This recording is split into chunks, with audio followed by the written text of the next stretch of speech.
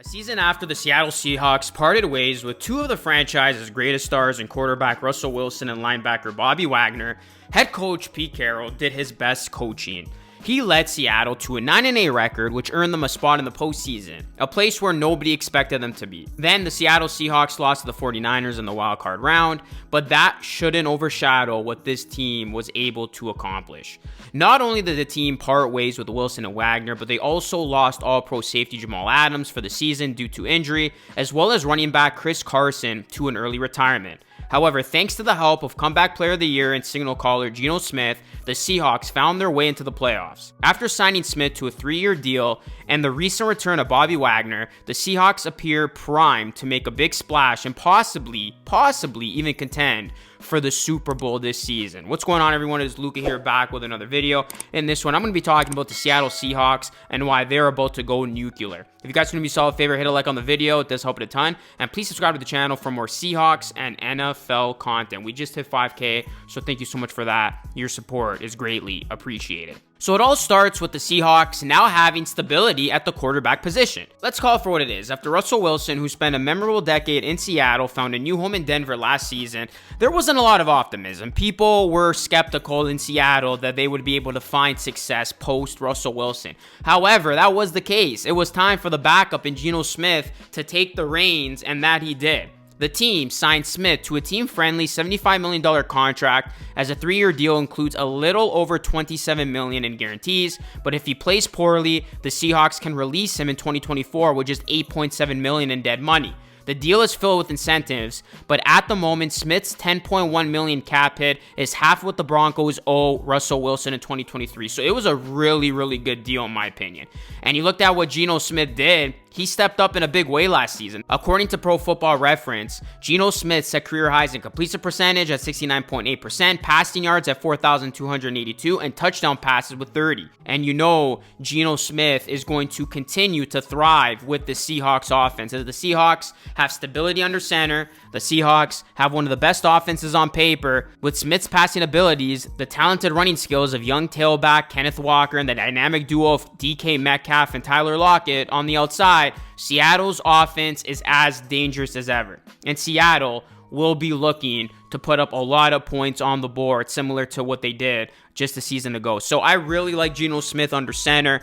I think they got him back on a very good team-friendly deal. And don't sleep on Geno Smith. He proved a lot of people wrong last season, and I think he provides a very stable solution at the quarterback position. And I do believe that Geno Smith has what it takes to take that next step and be a part of a contending team. So I think Geno Smith is about to pick up from where he last left off and have one of his best seasons yet as a pro. So look out for Geno Smith and this high-octane Seahawks offense. Now, the Seahawks also have a very solid defense to show for. Last season, after being one of the worst defenses in the NFL in 2021, they were 28th in total defense. Seattle's defense had a fantastic turnaround. They finished tied for 4th in takeaways, 5th in 4th down defense. They were tied for 9th in completion percentage allowed and tied for 5th in sacks. These numbers happened without the help of Jamal Adams, who missed 16 games last season, Bobby Wagner, and veteran edge rusher Carlos Dunlap, who became a Chief last season. Now,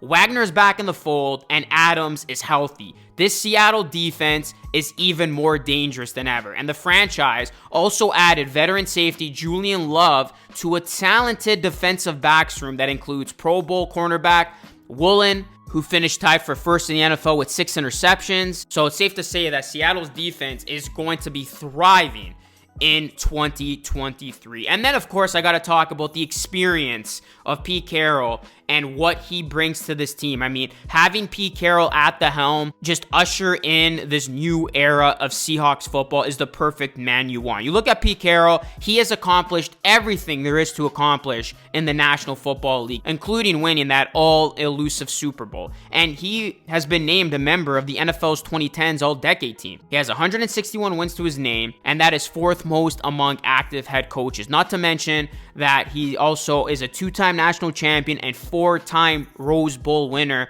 at USC. So now you look at what the Seattle Seahawks are going to have. They got Pete Carroll with a complete offense along with a resurgent defense. There's not going to be too many teams that want to face the Seahawks team. The Seattle Seahawks, I think, are going to do a lot of good things this season, guys, and don't be surprised if the Seattle Seahawks can be a dark horse when it comes to contending in the NFC and possibly even getting to a Super Bowl. I've talked at length about how this NFC picture is wide open with a couple of teams taking a step back. You got some shift in power. Obviously, you got a couple of new teams that have been making some really nice changes. The Lions have had a busy offseason. Their future is bright. But along with the Lions, I really like the Seahawks team. Those are the two teams that I think are going to surprise a lot of people this season. And those are two teams that I can see taking some pretty big, significant jumps and leaps. So the NFC is designed for a team like the Seahawks to make some noise. And just given how they ended last season, they did a lot of good things. They turned a lot of heads. They surprised a lot of people. I think the Seahawks are going to carry that over, and they are going to be one of the teams you got to look out for this season. Obviously, the San Francisco 49ers, until they're beaten, they're going to be the clear team you got to get through in the division. But I don't think Seattle's that far away. I think the gap has gotten a little closer, and I think Seattle is a much more improved team than the one that went up against the 49ers in the playoffs. And even in that game, Seattle made it a game in the first half, let's not forget. So this Seattle Seahawks team, they're going to be ready to go. They're going to be much more improved, like I mentioned, on both sides of the ball, and this is a team that will be capable of shocking a lot of people and doing some very big things. So let's see how the Seahawks pan out in the year 2023 and beyond. But I got some high hopes for this team, and I think there is a lot of people that are going to put some high expectations on the Seahawks team because they look ready to go. So let me know what your thoughts have been about the Seahawks so far and some of the moves that they've made. And are you looking forward to seeing the Seahawks squad in action? Do you think the Seahawks can make some noise and get up to some pretty big things in the NFC and the NFC playoff picture? Let me know your full thoughts down below, Seahawks fans. You guys absolutely blew up my last Seahawks video. I did a poll recently asking you which team you want me to make a video on, and a lot of people want to see Seahawks content, so here you are. And if you continue to show support to this, I will continue to pump out Seahawks content for all of you. That is it for me. As always, thank you so much for watching. This is Lucas signing off, and I'll catch you all again in the next video.